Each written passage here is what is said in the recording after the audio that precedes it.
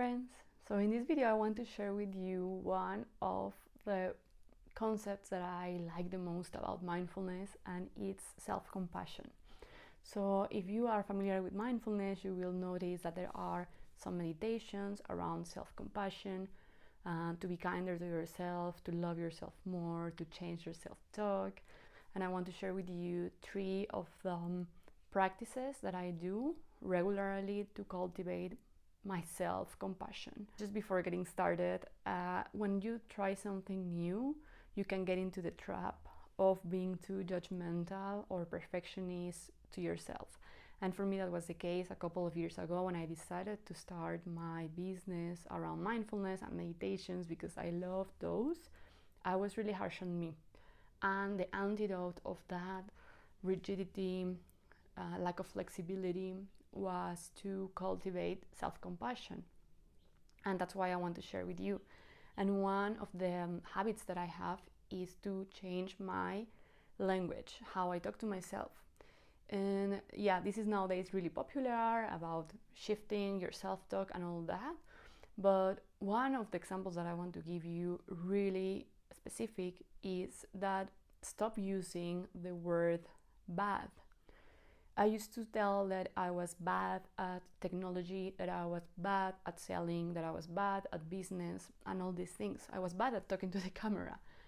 And I started to change that talk because anyway, I needed to learn all those if I wanted to start a business and start changing my career. It was something that I have never done before. I was in corporate for almost 9 years, so I've never done this before. I've never talked to the camera and all these things.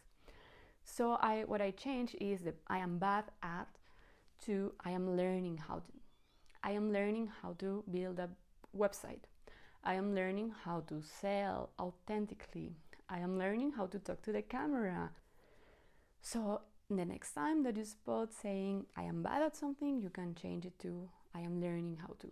And then the second habit, or maybe this is like something I do, or you do it once and then it's there. So it sounds a little bit strange, but you can try it. So try to find a picture of yourself when you were 2 or 3 years old and stick it in a visible place. I have 2, one next to my bed, and I have another picture on my fridge. And when I see myself like a little Ali, it's so cute because when I see her, it's like I talk to her sometimes like, hey, I am working on this now, so you will be proud of me, or I'm working on this and I am honoring your dreams from when you were this year old. And when you talk to yourself, like your baby self, let's say, you change your self-talk too, because immediately you wouldn't talk to someone of that age in a really harsh way. You would be more patient, you will be kinder to that person, little one.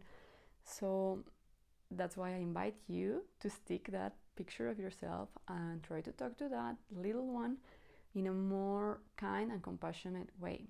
Third point is to meditate. There are some meditations that are focused on self-compassion and kindness, and those are mindfulness meditations, and they are so beautiful. Basically what they do is that they guide you to close your eyes, to sit in a comfortable position, inhale and exhale, and you can put a smile on your face and imagine someone you truly love in front of you. It can be a pet, or it can be a human, or even someone you don't know, like a meditation guide or someone who inspires you to be really kind. And then you see this person and you give the love to that person and receive love from them. It's everything. It's like you imagine that, but by seeing this face in front of you, or maybe a pet you love so much in front of you, you will start being on a state of love. And it can even be yourself of the future, someone who is really wise, who is calmer, who is content, So you can even imagine a future version of yourself. So if that inspires you, then you can also imagine it. And what you do with these meditations is that when you open your eyes, you are already in a state of love. And that's why it's important to choose someone who inspires you to have these kind of feelings.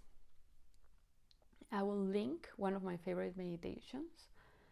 And I hope that these 3 habits or practices help you to cultivate your self-compassion. Let me know how it goes.